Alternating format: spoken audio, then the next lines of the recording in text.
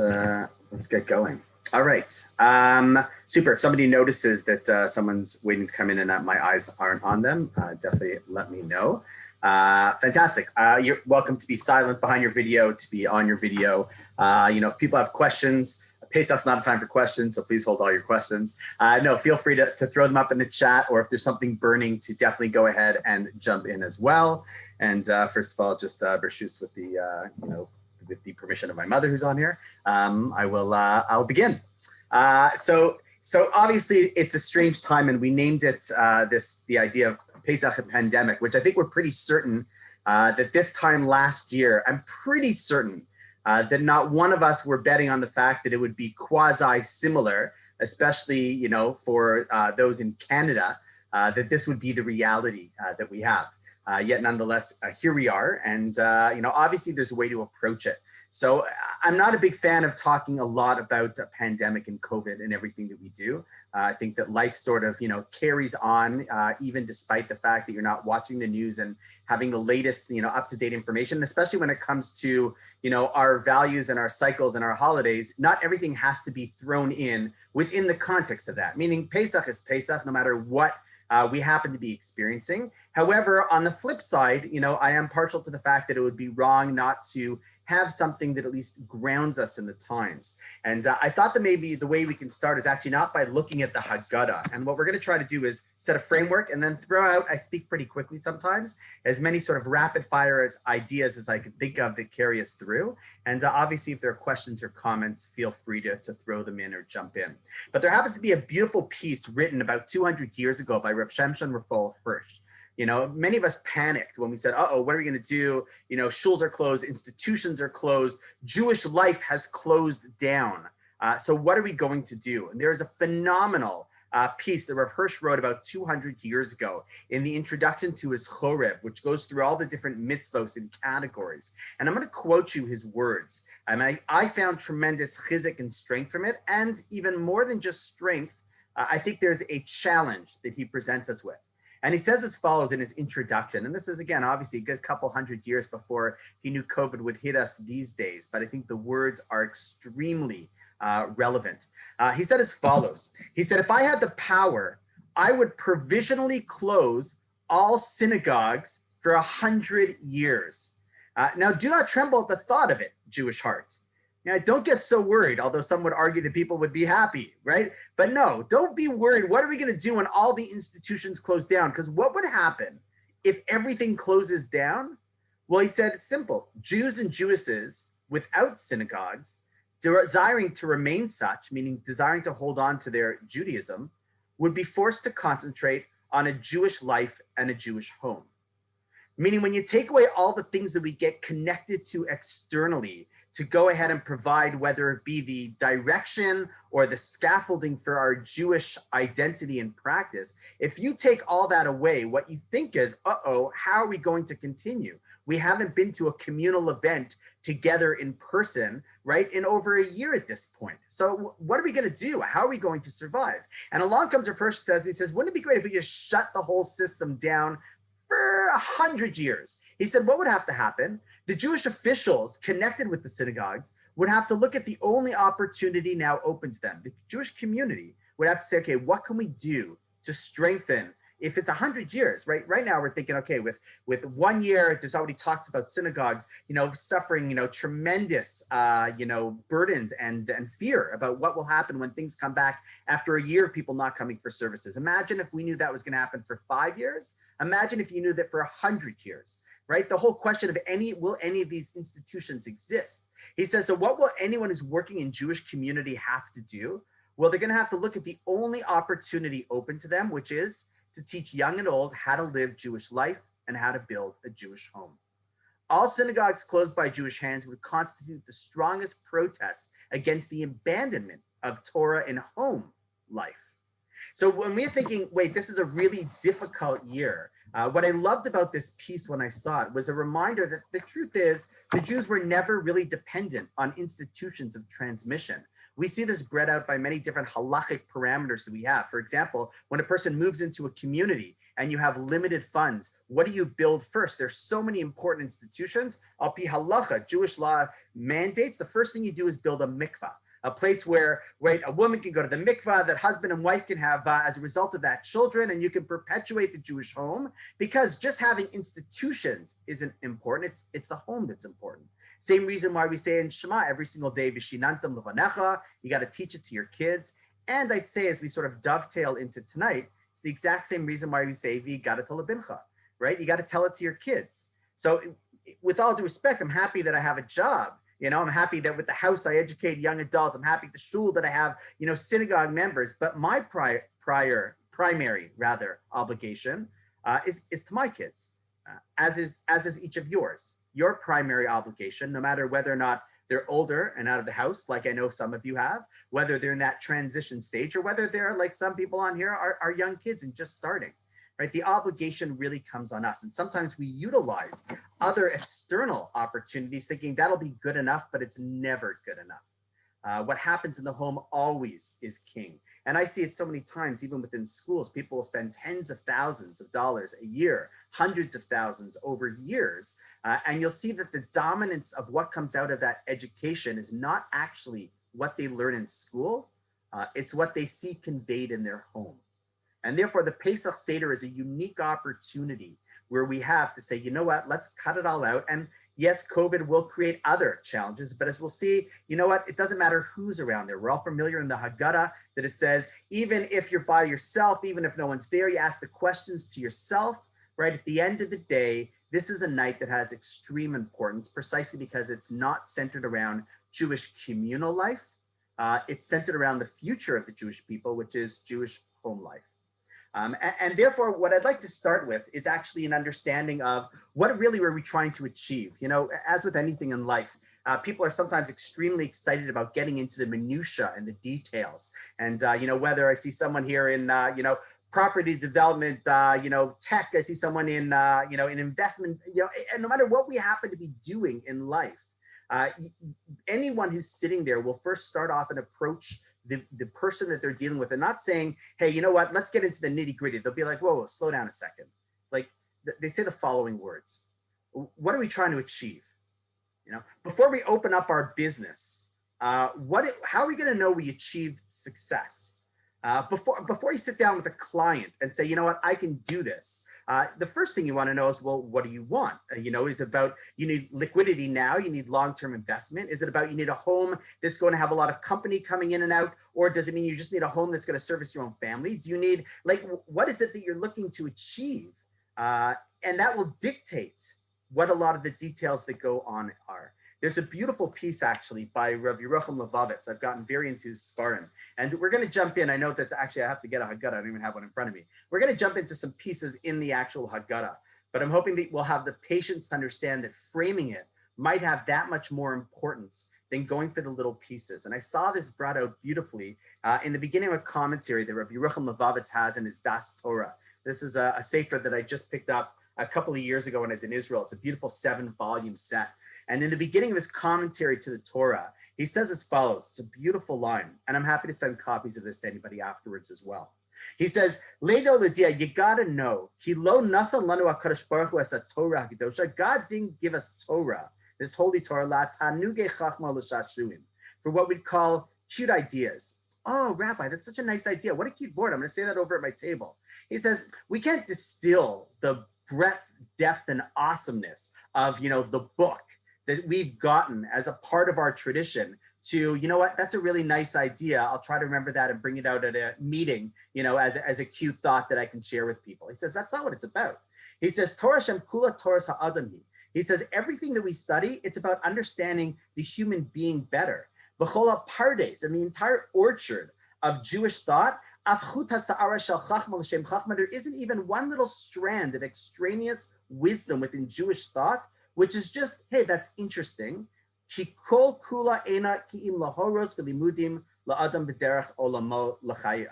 it's all there to teach us about our lives, which in effect, and this is what he does through his sefer, if you pass by something in Torah and you're like, that's nice, but it's kind of irrelevant, it means we didn't understand what it's saying.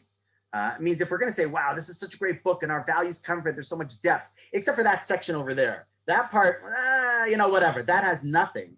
He says, wait, we have to take a step back, right? There's nothing inside this book. There's nothing inside the Haggadah. There's no mitzvah that we have as a part of our tradition. There's no value that we carry deeply that's sort of like, all right, that's nice, but let's move on. It just means we haven't yet appreciated the depth of what it is. And very often the way that that's done, and unbeknownst to me that I look back at this around Pesach time, because the one other line, I kid you not, there's one other line that's underlined right over here. And it was done when we were studying Bereshit, so it's about 7 months ago.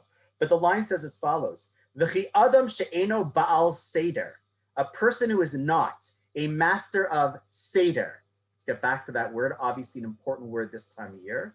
A person who is not a master of seder, hulo adam. They're not really a person. Elo kiyotze dofanu meduldo me'ikar habriya. They're just sort of flailing through life, right? If there's no structure, what does seder mean? It's interesting. We call it the Seder and we never think why it's called Seder. We start the Seder by singing the Seder. We start the night by singing the index of things that we're going to be doing. Kadesh, Urchatz, Karba. That's just saying, okay, now let's look at the table of contents that we're going to go out and do. That's so strange. We never do that by anything else. But no, the point of the Seder is not to say, here's a whole bunch of things and let's see what kind of nice ideas I can throw out. There's an order. There's a structure. Right? The more that we're able to create that framework and structure and know what we're trying to achieve, that's what it means to build a human being. Right? There's nothing more frustrating than having sort of random thoughts, nice ideas, but they don't fit into a picture. There's a beautiful sefer called Derech Hashem by the Ramchal, where he says in his introduction, if I remember correctly, he says, what's better? Is it better to have like a 10-piece, watch, let's say, and know how to put it together, or 1,000 pieces of the most expensive watch, but not know how to put 2 pieces together? He says, technically there's more value in the second watch, but if you can't assemble it, and the other one that you can, having a less wisdom, but understanding how it fits into a framework is better than having more and not knowing where it goes. And therefore I'd say that the point of our Seder is much more than just being able to convey, ideas. It's really about being able to convey what is the message that we're trying to give over. And therefore, the mitzvah is in the home. And therefore, when the Jews went out, it says, Lo teitzeu ish mipesach beso ad boker. They didn't leave their homes until the morning. And the Chasam Sofer says, why? He says, because every family had to get their house in order before they could experience Geula. Right? We know, or we might be familiar with, there's a famous Rashi that quotes the Mechilta, that when the Jews are leaving Egypt, they left chamushim. Chamushim means armed, but Rashi also says it means a fifth. It means if we look at all the Jews that left Egypt that went to Israel, it was 1/5 of the population. So when we say 2 million Jews left Egypt, it was out of a potential 10 million. It's just 4/5 didn't make it out. They weren't part of the people anymore. They had so disassociated from the Jewish calling and the Jewish destiny that when there was an opportunity to leave and identify as Jews, right, which is definitely, I think, a struggle that we see today. It's where most of my time is spent. If somebody said, hey, this is the Jewish calling, let's go, we'd be nervous to see when we turn around, wait, who's going to follow us, right? So we think of any time we have to go somewhere, especially if it has to deal with specific ritual or action, right? We're not always certain that people are in tow and following. And therefore, the night of the Seder is really to say we've got to walk away that way. And there's a beautiful teaching by the Maharal. The Maharal says, before usually we do any mitzvah that we have, we recite a blessing. Right? So before we eat the matzah, we're going to say the blessing ala chilas matzah. Before you sit in a sukkah, right? Leishev basukkah. Before you light your Hanukkah candles, lahadlik ner shel Hanukkah. Right? We always say a blessing before we do an action, a mitzvah, right? However, we don't do one before the Haggadah. Yes, we say brachos on specifics, but there's no blessing that we say. Now we're going to engage in the mitzvah of Haggadah, because it is a mitzvah, Sipor Yitzias Mitzrayim. We don't say Birchat Hashem, Lisaper Yitzias Mitzrayim. So there are many different reasons given for that. Some that are given are you don't give a blessing on logical mitzvos. So that's why, for example, we don't say a blessing before you give tzedakah, because, well, of course, we're here to be givers. It's why you don't say a blessing before kibbud av va'em, before honoring your parents, because that's logical. We don't need a Torah to teach us you have to be grateful and thankful. So you don't say a blessing. Another reason why some say we don't say a blessing is you only say a blessing on things that have a limit. Same reason why tzedakah, our parents. So the Seder, you can keep going. But the Maharal Miprag says as follows. He says, the reason why you don't have a blessing on the Haggadah is because the Haggadah, you only say blessings on things that are what are called chovas ha'evarim, on obligations of the body, of the limbs, things you perform. He says the Haggadah is a chovos halavavos. It's an obligation of the heart. A person's emotions and feelings have to be engaged. It's not, okay, we did the matzah, we dipped the thing, we opened the door, we check, we got it all done. And a way to remember that, perhaps, as you open up your Haggadah and you sing your Manishtana, there's a beautiful girsa, there's a beautiful version of the Manishtana by the Lekach V'Libud that says, it's not Manishtana halayla hazeh. What is different about this night? It's Manishtana al yedei halayla hazeh. What will be different as a result of this night? Right? We're not supposed to perform the actions. We're supposed to be transformed through them over the course of the night.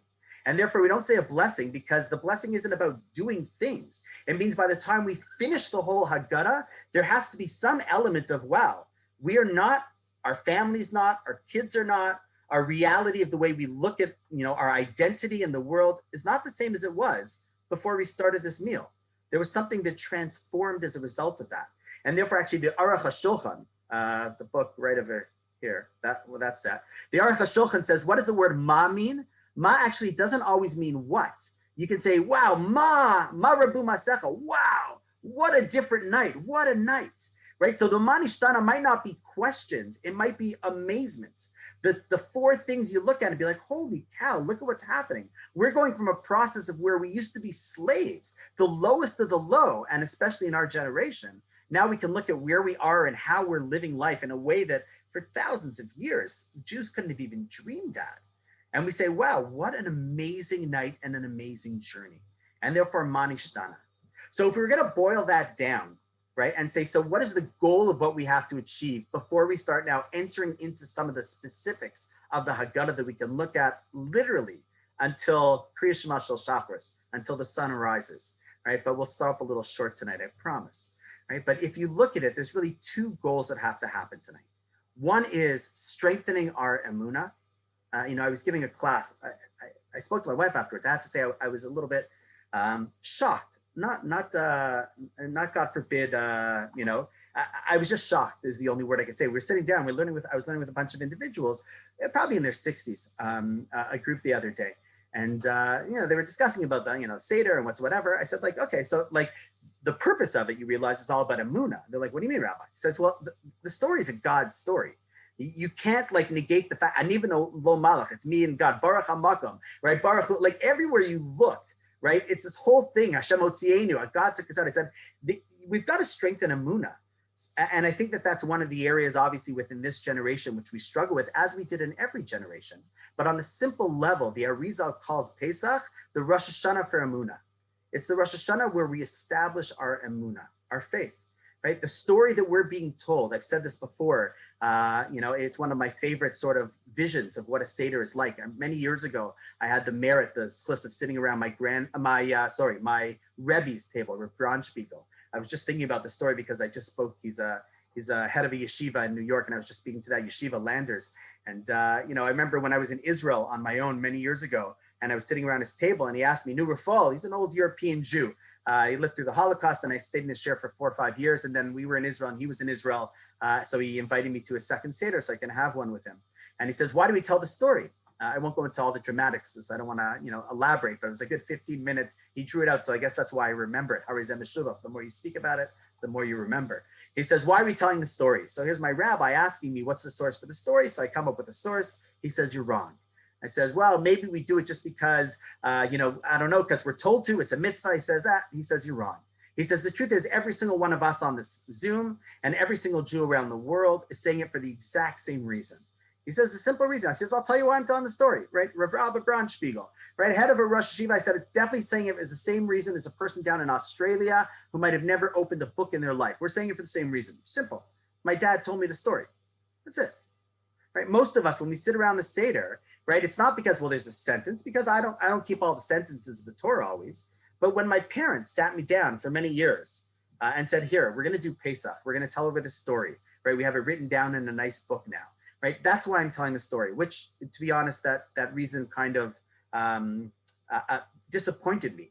It's what they call Fiddler on the Roof because of tradition, which I've always sort of been a proponent against. We don't just do things out of tradition. We understand why we're doing it. But he says, wait, Rafal, that's not it. He says, the truth is the reason why, my father told me the story is because, well, his father told him the story. And well, but wait, his father told him the story because his parents, and he says, if you go back, if each generation that spans about 100 years, he says, if you go back 30 tables, which isn't a lot of tables. I remember I was visiting a person, she's since passed away, who lived next door to our shul. Helen, I think Yakubovich was her last name. I remember this was probably 5-6 years ago before she was nifteres. And she called me over. You have these people that are so makbid to sell their chametz, and they're so worried they didn't do it correctly. I was literally on the way to sell the chametz, Erev Pesach. She gives me a call. She was 96 at the time, I believe. Rabbi, I don't think I sold it. My son said he did. I don't trust that he did. Will you come over? Anyhow, so I run over there on the way and I sit down. She has 2 items next to her. She has a Tehillim book and she has a kos, a silver cup. And she says that this cup was the cup that we used to use back in Europe on Pesach. And I remember looking at that because I knew she had just recently had a great-grandchild. And I was thinking to myself, that cup, right? That cup on her SEDER table, which she's holding, which she had from her great-grandfather, that she was at her table, that cup saw probably close to 200 years of Jewish history. So I was standing at somebody, if her kids continue to use it, as I know that they will, this one cup represents 200 years of the 3,000 years till we get back to the moments of Yetzias Mitzrayim. How do her kids, how do her grandkids know that it happens? Well, they've got this cup, this story, right? Where did she get it from? Well, she got it from her parents and grandparents. And if we go back 3,000 years, sounds like a lot, but it's really not. And therefore, how do we know what we know? Because our grandparents, right? They were there as this happened. And our emunah, our belief, comes not from philosophical understanding. I saw actually very interesting that the Chida, no, the Maram, I forgot who it was. It'll come back to me. But it wasn't the Chita. I'll get back to you who the source was. But he noted during the Spanish Inquisition in 1492 that the amount of people that had converted out of Judaism as a result of the challenges that were faced in Spain at the time, it was a high propensity of people that were the philosophical Jews, that their emunah was based on philosophy. So once it was based on, well, how do we understand it just philosophically? Right? So then there's an opportunity to disprove that, perhaps. But when you know something, I don't know that I exist or that I'm my parents' child because of philosophy, right? I just know it. I don't know my hand is attached to my body because of any philosophical understanding. Today we even question things that should be known. But the reality is emunah, knowledge, is very simple. And that's how it starts. It can get deeper as it goes through, but it starts with a certain simplicity that happens on Pesach. And that's why actually Rav Soloveitchik says that the word Sipur Yetzias Mitzrayim, the word Sipur, comes from Lisaper, to tell over, which is also the same word as a sofer, which is a scribe, and as a sefer, which is a book. And he goes on to explain that this is the night where we are, as parents, the scribes of the books of our children. Moshe is called the Safra Rabbah, the great scribe, not because he wrote the Torah, but because he ultimately wrote the people of the book of the individuals that were there. And that's the success. When we're able to write it to the point where we've written it in their books, not our books. You know, they tell a story, a joke of a professor. I don't know if it's a joke, I'm not sure. A story of a professor and an artist that are standing together and they're at some conference. And the professor goes over to the artist and says, you know what, I'm very makani, I'm very jealous of you. He says, why is that? He says, well, your art goes up on display and like thousands and thousands of people go to watch your masterpieces and see them as it just hangs there. You're privy to share your masterpieces with tens of thousands of people. He says, I put all my work and effort into like my lectures and craft them so beautifully. And I have, let's say, 70 students that come and go, and then they move on, and I'm on to the next. And the artist looks at him, he says, my friend, you totally misunderstand. Your masterpiece aren't your lectures. Your masterpieces are your students, right? What we're looking to build, right? Ultimately, our greatest, successes are going to be what happens with the kids, with the individuals, and what we're trying to inculcate. And that's why the pasuk for the actual Haggadah is v'yigadato lebincha. You should tell it to your children. Bayamahu lemor, saying. So they say, what does it say? Tell it, saying. It says you can just say tell it to your children. It says no, you have to tell it to your children lemor so that they could say it. Right? We know that we're successful in our job of the transmission if our kids can tell it as good, if not better, than each of us can, which is obviously a tall order, which is why it's a serious night, which is why it's extremely important, which is why you understand why there's been so much effort always put into Pesach. No one's really going to the hotels these days, but part of my reason of why I wasn't such a big fan of them isn't because people think whether it's too ostentatious or too like whatever. We live lives, thank God, that are very blessed. I think one of the things that get taken away from those experiences, which we now have the experience to have more, is it's supposed to be when we expend the effort of the importance of the holiday. So we remember our homes being cleaned. We remember the cooking, the effort, all the care and the worry and the effort that was put into the day. Because the more that you spend in it, right, the more it's able to transmit. You remember the stories, the smells, the experiences, the preparations, the stress, even the yelling at times, because it's so important, right? The more effort we put in, right, the greater. And therefore, Harizem Meshubach, whoever speaks about the story more, it enters in more. So with that sort of, intro pieces, which I don't think are intros that should stay with us, but I think they should be shared around. We should be asking questions like, what's the goal? How do we know if we'll be successful around the Seder? We should present that to our children. We present that to ourselves. We should say what should be different by the time we're finished the night. We should have that understanding. And we should understand also that at the end of the day, there's two aspects to the night. There's my own emunah, because one of the things that I often hear, with adult populations is, what can I do for my kids? And the way the sources bring it down in the more mystical sources is just like a mother has an umbilical cord to a child. And obviously it's that umbilical cord that feeds the child. So the child technically isn't eating, but as long as the mother stays nourished, the child will have what to eat. It will gain its strength. So Al Pi Kabbalah, they always say that we learn from the physical reality. God chose to create that world that way. Plants don't have, umbilical cords. It's not the same type of process. God could have created us in any possible fashion. So the Ramchal says we're always fashioned in a way where we can learn it as an analogy to how God understands the world. So what does umbilical cord mean? It means what I eat, my children benefit from. So in the spiritual worlds, they say that exact same idea is 100% true as well. What we go ahead and do, it's not about, well, how can I get my kids? It's what I go ahead and do. The more I learn, the more I put the emphasis in there, ultimately, the more I realize that it strengthens me, the more my kids will see, hey, this really means something to them. So with that, let's go into the Haggadah a little bit. I apologize. Let me just get Haggadah.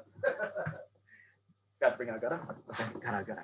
So maybe what we're going to do is we're going to start from the beginning because the attention span is sort of higher when we start. And again, whether you happen to be by yourself with others, we believe we're never by ourselves, even when, Jews were on their own in their own solitude. They were always with a Kadosh Baruch Hu, and that's why we ask the questions. The Arizal says we're all banim l'makom, we're all sons of God, and therefore at the time of the Seder we ask questions, and if there's no one to ask it to, we ask it to God, right? We say manishtana halayla hazeh, the Arizal actually says, why is this night, this long, bitter, difficult, night of Jewish history? Why is this one different? The first destruction of the temple lasted for 70 years. This one, right, all the challenges the Jewish people face for the past 2,000 years has been the longest. So, we ask God our questions. We bring it to him as well. So let's start with the halach ma'anya. And what I'm going to try to do with the time that we have is not focus on things that I think might have been heard before. So I know that the halach ma'anya, a lot of people talk about the idea of, you start with the idea of giving over bread because you got to start with kindness and chesed. True. But we all know those ideas already. There's another idea brought down by the Lekach Tov. Lekach Tov, actually, my daughter had the privilege of being in his moshav in Israel in, what's it called? It's in Rechasim, I believe. The author over there brings down a medrash about what the purpose of halach ma'anya. Here's poor man's bread, meaning we're starting the Seder night. We're giving an invitation saying, hey, whoever wants to come and join me. And we're saying, what do you want to eat? Some old stale crackers. He says, that's not really such great hospitality. And if we have a night where we're supposed to be lying down like kings and queens and princes and princesses, then we should, right off the bat, bring out some fresh hot rolls, something a little bit more mechubad, respectful. So he says, what's this halach ma'anya? So he quotes a mashal, he quotes a story, an analogy of a little shepherd boy that was out in the fields doing his thing with his flock, blowing his flute and, walking around with his stick. And one day the king happens to pass by, and something about this young shepherd happens to catch his attention. There's something very pure, very honest, very sincere, very kind about him. He approaches him, engages him in discussion, and offers him a position in the royal court. Sure enough, he's honored, privileged. He goes into it, and he quickly finds tremendous favor with the king's eyes because he was just such an honest and man of integrity and kindness. And quite quickly, actually, he moves up the ranks from being just a shepherd boy in the middle of the fields to actually being one of the top advisors of the king. But as we realize, there's always people who are jealous of others. That's the way it works. When we see other people succeed, there are others who are saying, why this individual? He didn't go to Harvard, political science. He wasn't part of the system. He didn't article enough. He wasn't volunteering for SEDER. Like, he didn't do anything in the, how could this shepherd boy be like the second in command to this king? He didn't. So they start spreading rumors about him. He's really an intruder. He's an imposter. He's a spy. He's a thief. They start telling the king he's probably going to the royal treasury and he's stealing everything that you have. Just a simple boy. But trust me, we've seen these people before. Don't trust them. They've got something up their sleeve. King can't believe it. There's no way. That's the guy. They keep going. He looks in the treasury. Nothing's gone. They said it's probably hiding in his house. He says it's impossible. They said, you got it. Trust me. We know it's true. The king has no choice but to go to this person's house. He goes out to the outskirts, goes to this guy's house, a nice modest house, but doing okay. Knocks on the door. Obviously, the servant is there. His minister is shocked to see him at his doors. He says, "I've come to check. I've been told that you've been taking things from me. I can't believe it. I have to, search your house." He says, "By all means, absolutely." Searches it up, down, this, that, under, behind the stove, behind the paintings, everything. Nothing there. Absolutely nothing. King said, I knew it wasn't true. I had to just to put a stop to them. And then as he's walking out, he sees this little door that says, "Do not enter." And it obviously catches his eye. I have to go in there. He says, "King, you can't go in there." He says, well, obviously his curiosity is raised a little bit. I'm going to go in there. He says, "No one's in there." The family says, "We've never even been in that room. He doesn't let us in that room." All the more so his curiosity. Now he's starting to get suspicious. "King, please don't. Trust me. I'll do anything you want. You can't go in there." He says, "By the order of me, the king, I'm going in." Opens the door, walks in, and sure enough, he sees a room that is empty, except in the center of the room, there's a walking stick, some tattered clothing, and a flute. What's pshat? What happens? The family doesn't even know what's going on. Like, what was behind this? They respected, dad's office. They never walked in. He says, "I'll be honest with you." He says, "I'm so blessed. I can't believe I wake up every morning as the second in command to the king. And I realize I don't even know what I did to deserve this. I just tried to be a good person. And I'm worried that it might go to my head thinking, wow, look at me. Look at who I am. Look at what I've achieved." And I realize it's all just chesed, right? I don't deserve this. This is massive. If I look at what my trajectory in life could and should have been, this isn't where I should be. And in order to make sure that I don't get all caught up in myself and forget about where I come from, to appreciate the gifts that I have, every morning I go into that room, I put on the clothing, I hold the stick, I blow the flute, and I reminded myself that at core, I'm just a simple, humble shepherd boy. And everything else that comes my way, I just appreciate it. Right? There's a danger that we all face, obviously, as we start to sit back in our regal homes and we're so blessed with so much bounty that we think, wow, look, we've made it. And therefore, there's so many psukim that speak to this, right? V'yishma Yeshua v'yibat, when the Jewish people get like a fattened cow, they start to, kick away God. They say, you know what, listen, like, we got this one. We don't really need you. We say, hold on, let's start the story where it started, right? We started with just this little nothing bread, right? Amongst the nation that just was jealous of who we were and tried to destroy us. The king saw something special about us. We were just good. He said, you know what, I can invest in these people. They're caring, they're honest, they're kind. Rahmanim, Bashanim, Gomlei Chasadim, right? They have humility, they have kindness. And we quickly went up the ranks from being slaves, right, for 210 years. And you see this throughout Jewish history. One doesn't have to go back even more than 70 years. If one would say, what were the Jewish people like in 1940 and then describe what they're like in 1950, right? No one would believe you're living on the same planet. Right? And there's a sense of, well, look at what we've done, as opposed to, like we said, this is all about Amunah, saying, wait, we start where we are. And the truth is, we just say, halach ma'anya, this is where we started off. And look at what we've achieved, what we've become. And we start off by saying, thank you, Hashem. This is awesome for what it is that we have. And therefore, the Moreh Nevuchim in other places goes on to say that's why we sit in a sukkah around Sukkot time. We eat matzah by Pesach to remind ourselves always that these are the humble beginnings that we started from, and realize how much appreciation we should have for everything that we do, as opposed to often sometimes seeing what's called the missing tile syndrome.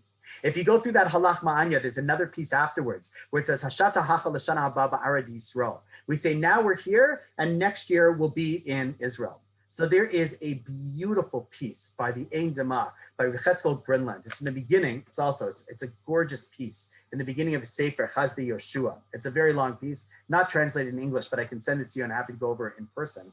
It's very powerful. He goes through what happens when the Russians, when the Germans are coming in to Hungary, and what happens when they reach his town and they kick everybody out in Khust.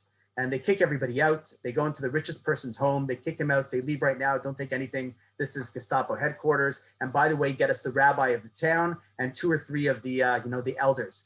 Goes out, he shows up at the rabbi's door, says you're being called. What happens immediately, he writes down, it's so heart-wrenching and yet at the same time, so beautiful to see what Jews did. He describes it as soon as they came out, as soon as they were called, every single Jew went to the town shul and they started to daven because they knew, wait, we know what happens when rabbis and leaders go to the Germans. We probably don't see them. The entire community, just like on Purim, the instant reaction of the community wasn't, how do we get the political favorites? We've got to turn to God. He's been there for us in the past. He'll save us again. He goes out there. Obviously, he describes at length what he did. And one of the things that they said to the rabbi, as they said, we want you to give a drasha. It was right before Pesach. It was a week before Pesach. They went into this town. And they said, Rabbi, from you, everybody else, we're going to want things. Find us this, find us that. If you don't get it, $250,000, whatever the currency was, get it in 24 hours or else we'll kill 5 of you. Just every order that could possibly go ahead and evoke fear and obviously worse. They were throwing, but they said, Rabbi, your job is to give the Pesach drasha, right? We know you like to sermonize. So Rabbi, you give the sermon. And sure enough, he had to give a sermon to his people. Now, it's never easy to be a rabbi in the best of times. But imagine if you're sitting there on the eve of Pesach, to people who have just been taken over, have heard what's happened in towns next to them, and you're being called up onto the stage to say, go ahead, and why don't you give a nice Dvar Torah to your people? So he said it in his mind. He says that the goal was to keep it short. The longer it is, the more you can get in trouble. And he davened for inspiration. And he had the following insight as a part of this paragraph. He says, it's strange. We say Hashata Hacha. Now we're here. L'shana haba ba'aret Yisrael. Next year, we should be in Israel. He says, I understand the part of next year, we should be in Israel, right? L'shana haba b'Yerushalayim. We always say that. Next year, we should be in there. Right now, we can't even go to Israel, right? Even in the best of times, we can't get in there now because of it, because of Corona, right? Next year in Jerusalem. He says, I get that. But why do you have to make a statement? Now we're here. Well, of course. I mean, I know I'm here. I don't have to say now you're there, now I'm here. He says, no. He says, Hashata Hacha means, if you think about it, like as Jews, Hashata Hacha, we're here. Like we're still here. He says, there's no way. We've all read, or if you haven't, you can Google right after this, the Mark Twain piece about the immortality of the Jew. The Romans, the Greeks, the Babylonians, right? They've all come and gone as who they were as a nation. The Jews, by all accounts of measure, you and I should not exist as proud, standing, committed Jews. It doesn't make sense that we should be dodo birds by now, right? It's famously said that Arnold Toynbee, one of the greatest, historians, he gets upset at the Jewish people because they break the model of the way the science of history is supposed to function. So he becomes an anti-Semite because he doesn't understand how we can ruin the whole theories of what should exist with nations. We shouldn't be here. So he says, Hashata Hacha, he says, we declare, you know what? You want to know the greatest miracle of the Jewish people? Hashata Hacha. That's it. If that's the case, if we can believe that me and you are still here, and this is said in 1943, so for somebody to utter the words, L'shana haba ba'aret Yisrael, we say it casually. Let's be honest, Jewish history, right? The types of Seders that we're going to have, as difficult as isolation might be, the majority of Jewish history would have been jealous of our ability to celebrate Pesach in the way that we do. Understanding that when they said, hey, maybe next year in Jerusalem, it was under pogroms, crusades, and Holocaust, the darkest periods of Jewish history. And when they said, Hashata Hacha, you know what, God, you haven't given up on us yet, and we haven't given up on you yet, L'shana haba ba'aret Yisrael, I still believe it could be the year 500, it could be the year 1000, 1492, 1700s, 1940 far, right? And they'll still say, L'shana haba ba'aret Yisrael.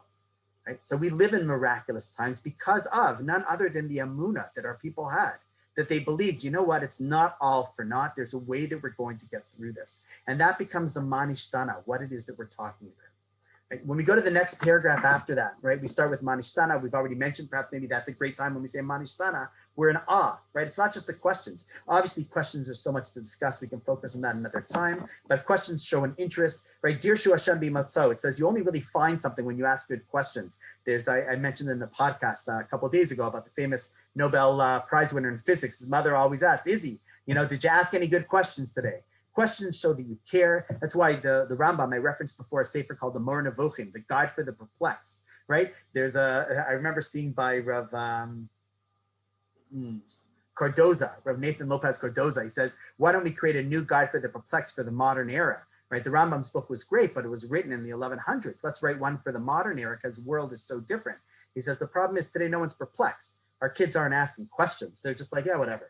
Right, back then, right, even 30, 40 years ago, people were searchers, right? So when they traveled the Far East, right, it's because they were trying to find something that, you know, that was elevated from their everyday existence. They knew there was more. You know, today when people go down to March break to Florida, they're not leaving because they're looking for, you know, understanding. It's just like, you know what, whatever, doesn't matter, right? Therefore, questions is important to cultivate the quality of questions. Parents are often scared of questions. There should be nothing better than a parent who gets posed with questions because it shows that a child cares enough to ask the question, right? And that's why all four of the kids, which maybe we'll get to, right? It doesn't matter what kind of kid they are. We're just happy they're asking questions, right? Because questions shows they haven't cut us off completely. Questions are the key. We should always encourage questions. Often, sadly, we're scared of questions because we don't always know the answers, right? So the obvious answer to that is if we don't know the answer to someone's question, then we've got to go look for the answer as well. That's our job. But we should never be scared of questions. So that's Manishtana. Then we go to Avadim Hayinu L'Paro B'Mitzrayim.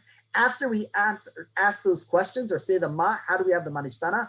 Avadim Hayinu L'Paro B'Mitzrayim. We were slaves to Paro in Egypt. A beautiful idea by Rav Soloveitchik. He says, it says, Avadim Hayinu L'Paro. We were slaves to Paro. It could have said in shorter, Avdei Paro, right? B'Mitzrayim. We were the Avadim of Paro. We were Avdei Paro, Paro's servants. What does it mean? Avadim Hayinu, we were servants L'Paro. In the Torah, very often we're called Ovdei Hashem. We're called servants of God. So it says, why do you say we were servants to Paro as opposed to Paro's servants? Is because that's where Jewish identity is crystallized. As soon as we change to say, you know what, hey, I'm just Canadian. Like this is just who I am, right? I'm Avdei Paro. I'm a servant of Paro. I'm a citizen of the state of Paro. And that's who I serve, because the reality is we all serve something. There's something that we think is so important to dedicate our lives towards. They didn't want to serve Paro, they were forced to. So we were Evids that were served to force this person Paro rather than we were Ovdei Hashem. Our defining quality was, right, we were God's servants. And I very often, and I think we can all relate to this comment, one of the most rejected terms, or where people say, no, Rabbi, listen, I'm not religious. We're all religious, right? All religious. Some people play hockey religiously. That means they eat like a hockey player, sleep like a hockey player, practice like a hockey player. We all do that. Religious just means a framework by which we dedicate to our lives to that helps us to achieve the goals. The question is just, what are the goals that we're looking to do? And we say we're Avdei Hashem. Our entire service becomes around the service of we're here to be an Or LaGoyim, and everything that we therefore do, what we eat, where we eat, how we walk, how we talk, is in order to be this type of individual. And the Rav says that's how we start this Avadim Hayinu L'Paro B'Mitzrayim, to remind us that we were never Paro's servants. We were just being forced to serve Paro, and so too with us as well. Freedom is to have the understanding of our inner freedom of who we're meant to be and not the externalities of what we're forced to be because society might dictate that for us. Moving on to the next paragraph, if we can. Maaseh Rebbe Eliezer, for Rebbe Azariah. The famous story of the 5 rabbis that are sitting around in Bnei Brak. So there's 2 points, I think, on this, which are beautiful to mention together. Obviously, each one of these, we could spend an entire class as well. But these 5 rabbis are sitting in Bnei Brak. And the question is asked, why aren't they Bnei Brak? There's so many other places to be sitting. And Rebbe Akiva, who they're by, he's the host for this entire Seder because he's the one who lives in Bnei Brak. He's actually the youngest of the pack. So what are they doing over there?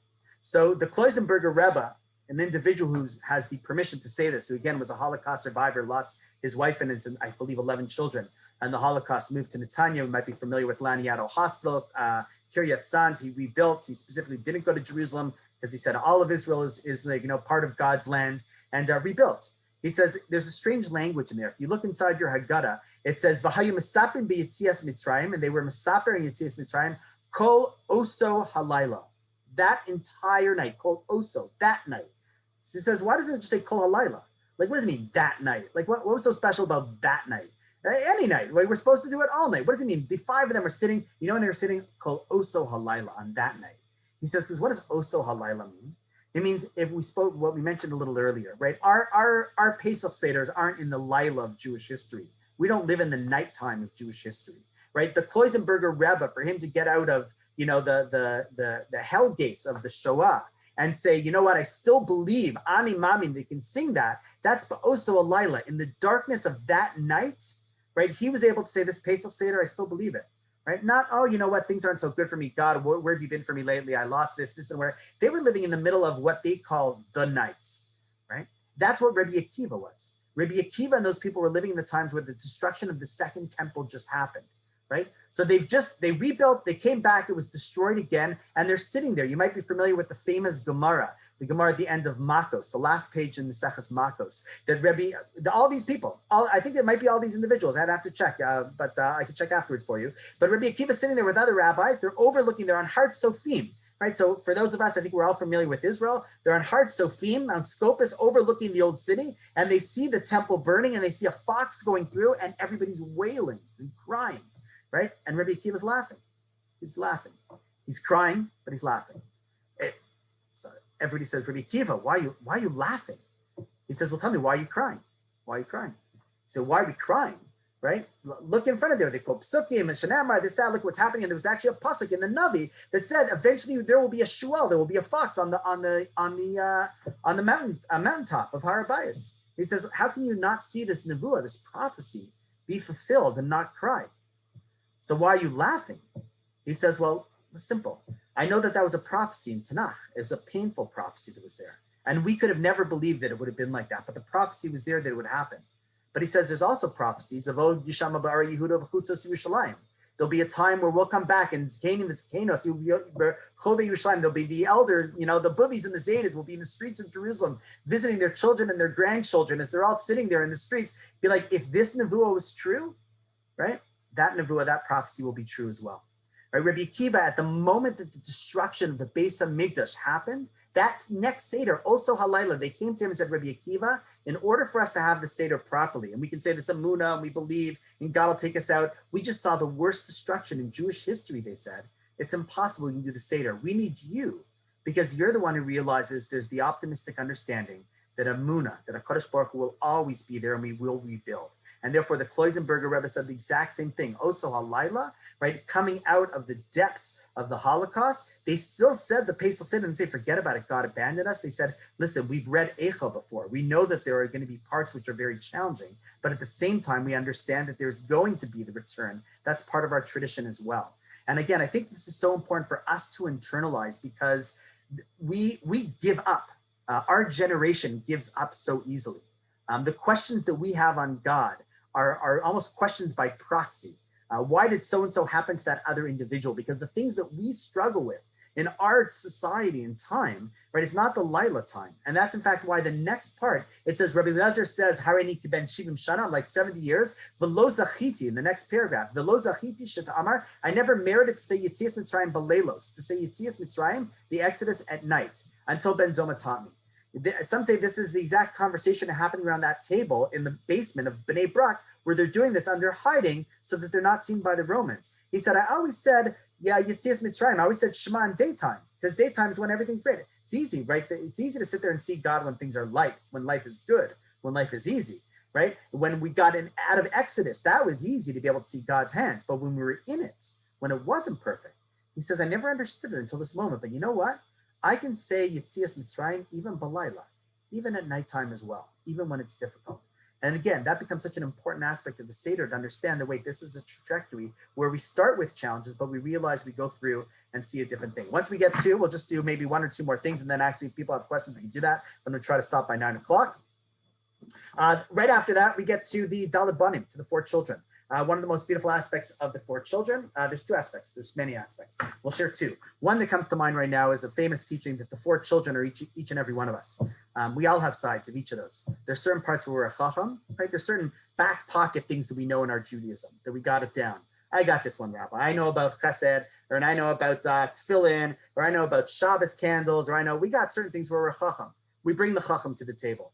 There's certain parts where we're a rasha, where we know we should be doing better, and we have this negative view. Bring that part to the Seder as well. Ask the questions from that place. We have the parts that are tam. I don't know. I'm just a simple Jew. Bring that part also. We have the She'ena de Mishal. Rabbi, the truth is, I don't even know enough what to ask because I don't know enough to even ask the question. It takes wisdom and knowledge in an area to ask what even that is that we have to go ahead and do.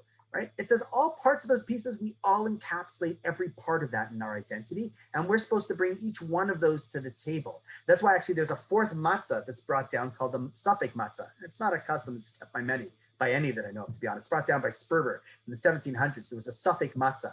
The simple explanation of the suffix means doubt. There was the doubt matzah.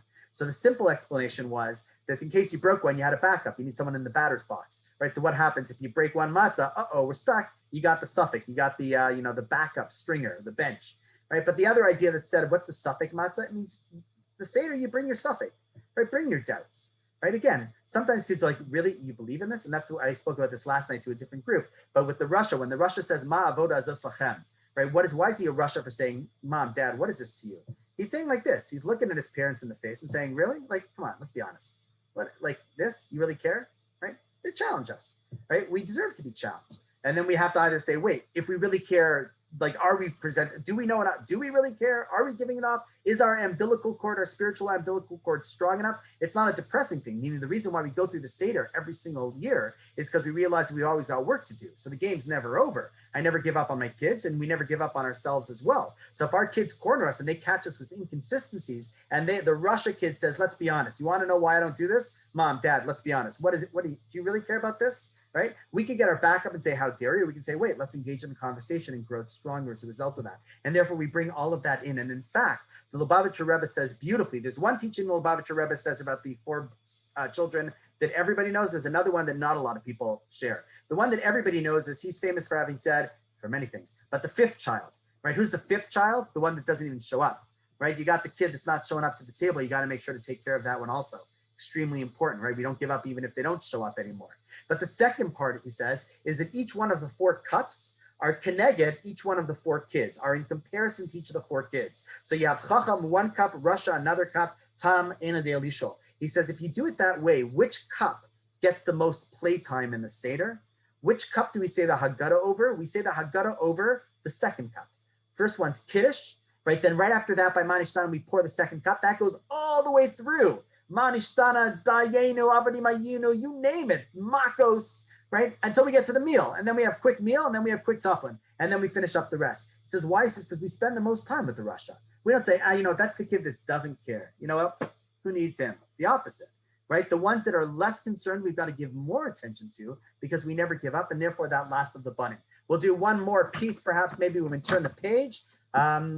Mitchila Ovdei Avodah Zarah. This also, we'll do two more pieces, then we'll call it a day, and then if people have any questions. Mitchila Ovdei Avodah Zarah. The next piece is, in the beginning, we were Oved Avodah Zarah. So the Griz, one of the Soloveitchik says, from here we see proof that Avram Avinu was an idol worshiper. It says, our forefathers started as idol worshipers. So the Kazim Samagis says, so why do we mention this around the Seder? Like, that's not so nice. Like, why do we say Avram Avinu is our greatest leader? We have to start by saying, in the beginning, do you know? He had an idol shop. Yeah, he smashed them later on, but in the beginning, he was doing a great job as being an apprentice in the shop, and he bowed down on his lunch breaks. So Kashan Zamagi says, so why do we say this? He says, so we should never think, well, look at me. Like me? Like I'm going to be able to do anything? Like I don't know anything. He says, look, Avram Avinu didn't do too bad. And he started from, Mitchila Ovdei Avodah Zarah. In fact, I apologize. There's a beautiful piece, one of my favorite pieces in the Rambam. The Rambam talks about, if I can talk, well, I think I know where it is. The Rambam talks about when the development of our faith starts with Avram. So here, the Rambam says, the Maimonides says that Uben Arbim Shana Hikir Avram Esbaro. He was 40 years old.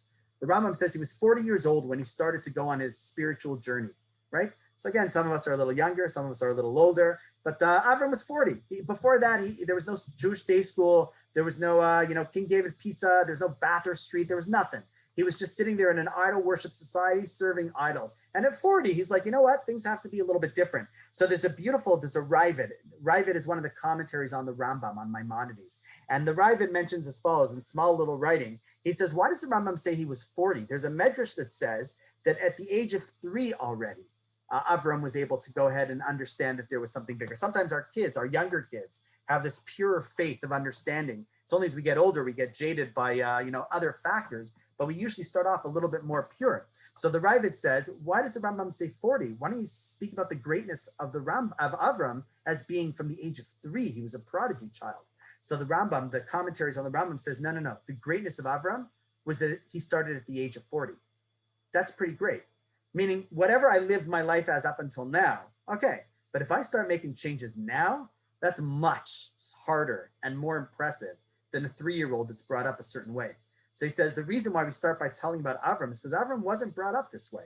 Avram had to make a choice based on what he intellectually knew and saw and understood if he was going to be strong enough to make decisions and actions based on that. And from there, he starts going ahead and making the changes that are necessary, right? Moving on, Vihisha Amda. Okay, 2 more pieces, I promise that's it. And the last ones will make sense because we'll end up on this. Vihisha Amda, he which stands up for us in every single generation. So first of all, the word he in Hebrew means, for those who remember, he is she.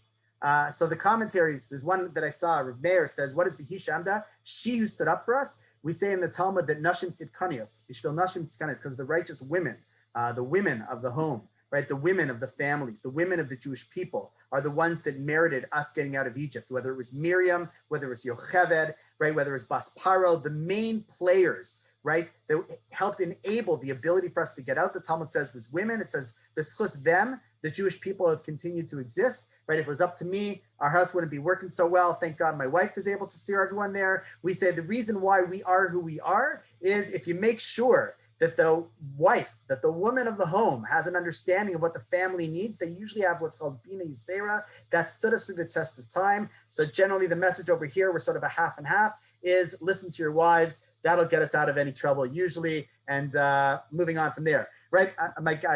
More to say on that, but not right now. Vihishamda, right? In every generation, they stand up to destroy us. So one of the things that we could say if we're sort of the negative people who always say, you know, there's always anti-Semitism, be like, they're always trying to kill us. Other people can say, you know what, the truth is, we're doing pretty okay now. Like, thank God, we feel pretty safe. So the Chidah says, what does it mean in every generation they stand up to destroy us? He says, it just depends how. Sometimes it's with the sword, sometimes it's with a smile. Sometimes it's by destroying, sometimes it's by assimilation, right? They're just looking to say, right, which one's more dangerous, he says. Chances are when you don't see the enemy, right, that's when the enemy is a lot stronger. So he says, so too in a generation where people think, you know what, but now we have it so good, you have to be very careful because one could argue that we're losing more Jews now as a result of the challenges that we face than when we have enemies at our borders that are trying to do that, that are saying, hey, you know what, we usually have, as we all know in Israel, they come together, probably for a 5th election, probably soon, I imagine also. But Jews come together when things are difficult. It's only when things are good that we fall apart. And therefore, he says, in every generation, we have to make sure we stay together. And we'll end with Say Ulamad. Say Ulamad. How do we know that all this is the reality? Everything we've spoken about, say, go out, lamad, and learn more. Right? The key to Jewish continuity and identity, to a meaningful Seder, to meaningful practice of any of our values, of our traditions, is say, you got to go out and lamad. And the way that the Kordover Rebbe explains this, he says, say, go out from what you already know and lamad, and learn it again. Meaning we usually say, you know what, this is the way I see it. He says, if you really want to study, you got to empty it. There's a famous story that a friend of mine who's out in LA likes to say about when he went for his Kung Fu classes and he walked into his sensei, can't remember the person's name, and he had a half cup full. And the students came in for their lesson. And he said, here's a half cup full. He says, you walk in, students, your hands are half cup, your cups are half full. Your mind is half full. He pours it out. He says, come back when it's empty. Right? We often come in with everything. We say, you know what, we already know what the Seder is about. We've been doing this for 50 years. I already know what life's about. I know who I am, what I believe, what I do. And now I just got to figure out how does this fit into me?